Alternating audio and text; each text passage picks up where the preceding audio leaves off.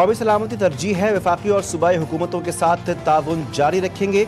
ISPR के मुताबिक national security workshop के शुरका से खिताब करते हुए फील्ड मार्शल आसिम मुनीर ने कहा कि कौमी सलामती के तहफ़्फ़ुज़ के लिए इदारे पुरज़्म है। मार्का हक़ में अफ़वाज पाकिस्तान की कारकर्दगी से मुल्क का वक़ार बुलंद हुआ। पाकिस्तान एक अहम मुल्क है, अपना मुकाम ज़रूर बनाएगा। पाक कौम की असल ताकत कौमी वहदत में है।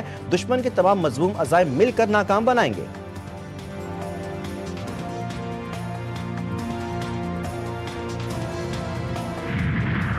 वज़ीर-ए-आज़म शहबाज शरीफ की बहरीन के बादशाह हमद बिन ईसा अल खलीफा से मुलाकात।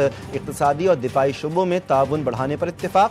मजबूत और तारीखी शराकतदारी पर तबादला ख्याल। बहरीन के बादशाह हमद बिन ईसा अल खलीफा ने वज़ीर-ए-आज़म को ऑर्डर ऑफ बहरीन पेश किया और कहा कि बहरीन को यह एजाज़ हासिल है कि कायद-ए-आज़म ने बहरीन की कानूनी नुमाइंदगी की। हमारे रिकॉर्ड के दस्तावेज़ात के मुताबिक मोहम्मद अली जिन्नाह बहरीन के वकील रहे। बहरीन के वली अहद सरदार सलमान बिन हमद अल खलीफा से भी मुलाकात। वज़ीर-ए-आज़म को ऑर्डर ऑफ ऑनर पेश किया गया। 54,000 खाली असामियाँ खत्म। सालाना 56 अरब की बचत होगी।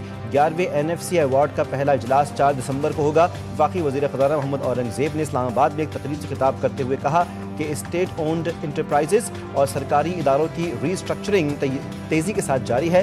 कई वजारतों और महकमों के इंतज़ाम और खात्मे का अमल जारी है। पॉलिसी फैसले मुकम्मल शफ़ाफ़ियत और हक़ाइक़ की बुनियाद पर किए जाएंगे। पहला पांडा बॉन्ड चीनी नए साल से कबल जारी करने की ख्वाह है।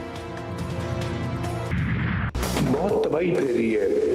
हमारे जाने के बाद लोगों ने इस मुल्क के अंदर इस मुल्क का सत्यानाश करके रख दिया। मुल्क कहाँ जा रहा था 2017 में और उसके बाद फिर कहाँ चला गया। तरक्की की रफ्तार हमारी रहती, आज पता नहीं हम कहाँ पहुंचे होते।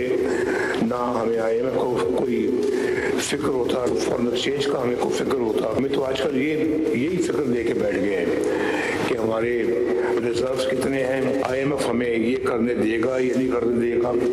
कई फैसले इसको नहीं कर सकते।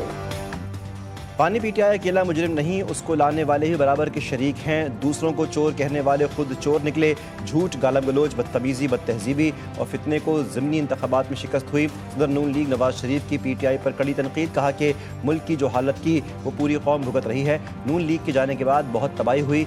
मईशत, अमन अमान, इखलाकियात और मुल्क व कौम का दिवालिया निकाल दिया था। मैंने जान छुड़ाई थी। PTI फिर IMF को ले आई। पाकिस्तान टेक ऑफ कर चुका, अब मजीद ऊपर जाना है। पाकिस्तान को दोबारा तरक्की की राह पर लाने की कोशिश कर रहे हैं। सबको मिलकर वज़ीर-ए-आज़म और वज़ीर आला पंजाब का हाथ बटाना है।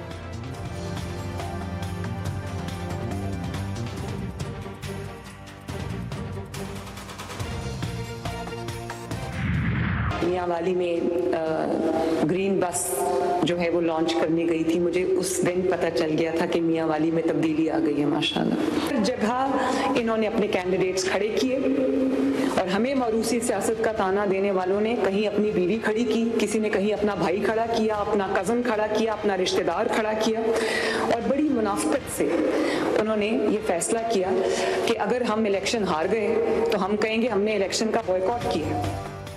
नफरत की सियासत मुस्तरद। अवाम ने एक बार फिर खिदमत की सियासत को वोट दिया।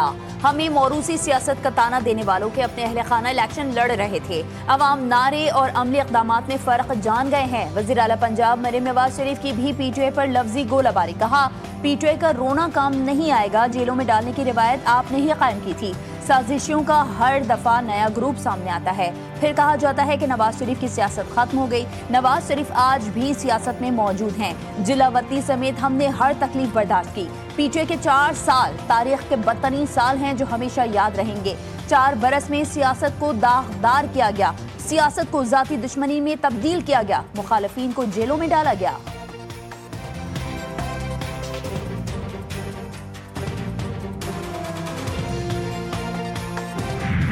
फील्ड मार्शल से ईरान की सुप्रीम नेशनल सिक्योरिटी काउंसिल के सेक्रेटरी अली लारीजानी की मुलाकात। 2 तरफा ताउन, इलाकाई सिक्योरिटी सूरत हाल पर गुफ्तगू।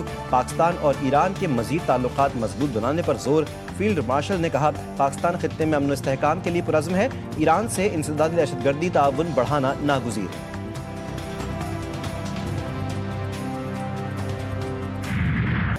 जॉइंट स्टाफ हेडक्वार्टर्स में जनरल साहिर शमशाद मिर्जा के एजाज में अलविदाई तकरीब, साबिक चेयरमैन जॉइंट चीफ्स और सीनियर अफसरान की शिरकत। जनरल साहिर शमशाद मिर्जा ने शोहदा उनके खानदानों को जबरदस्त खराज तहसीन पेश किया। जनरल साहिर शमशाद मिर्जा ने कहा, अल्लाह का शुक्र है कि 40 साल खिदमत ईमानदारी से अंजाम दी। मुसल्लह अफवाज की कुर्बानियों को सलाम पेश करता हूँ।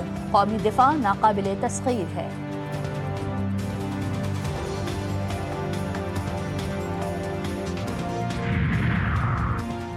पीटीआई के भगोड़े पाकिस्तान को नुकसान पहुंचाने की साजिश कर रहे हैं। उन्होंने पहले पाकिस्तान को लूटा और अब बैरून मुल्क पाकिस्तानियों से माल तोड़कर पुरतायुश जिंदगी गुजार रहे हैं। वज़ीर दिफा ख्वाजा आसिफ की पीटीआई पर कड़ी तनकीद, कहा यूरोप में GSP+ की पाकिस्तान को सहूलत के खिलाफ मुहिम चलाना गद्दारी है। शहीद बेनज़ीर और नवाज शरीफ दोनों पर सख्त वक्त आए, लेकिन वतन अजीज़ के मफादात को निशाना बनाने का नहीं सोचा। हलीमा खान आर्जी अदालती तहवील में लेने के बाद जमानत पर रिहा। रावलपिंडी की इंसदादी दहशतगर्दी अदालत में 26 नवंबर के एहतजाज पर दर्ज मुकदमे की समाअत हुई। मुलजिमा को तहवील में लेने की कोशिश पर वकील सफाई ने एहतजाज रिकॉर्ड किया। इंसदादी दहशतगर्दी अदालत ने उमर अयूब को 4 अक्टूबर एहतजाज केस में इश्तिहारी करार दे दिया। पासपोर्ट और शनाख्ती कार्ड ब्लॉक करने की भी हिदायत जारी।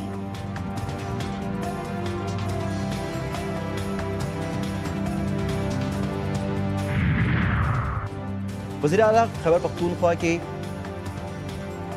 इलेक्शन कमीशन में तलबी, पेशावर हाई कोर्ट ने महफूज फैसला सुना दिया। अदालत ने वज़ीर आला के KP सुहेल आफरीदी और शहरनाज की दरख्वास्तें खारिज कर दी। तफसीली फैसला बाद में जारी किया जाएगा। इलेक्शन कमीशन ने वज़ीर आला को हरीपुर जलसे में तकरीर पर तलबी का नोटिस जारी किया।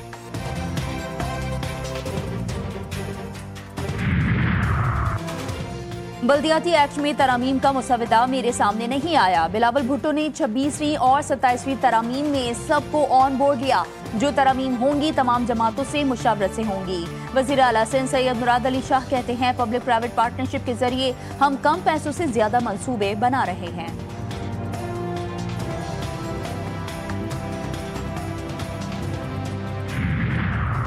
कराची में कारोंझर पहाड़ की कटाई के खिलाफ वकला का एहतजाज खत्म। सूबाई वजीर सैयद नासिर हुसैन शाह से कराची बार एसोसिएशन के मुज़ाकरात कामयाब। मुजाहिरीन ने चार्टर ऑफ डिमांड पेश कर दिया। कराची बार के सदर आमिर वड़ाइच ने कहा, नासिर हुसैन शाह ने यकीन दिलाया है कि सिंध हुकूमत अपील वापस लेगी। उम्मीद है कि नासिर हुसैन शाह अपना वादा निभाएंगे। इससे पहले सिंध हुकूमत के वज़रा ने अपने वादे पूरे नहीं किए।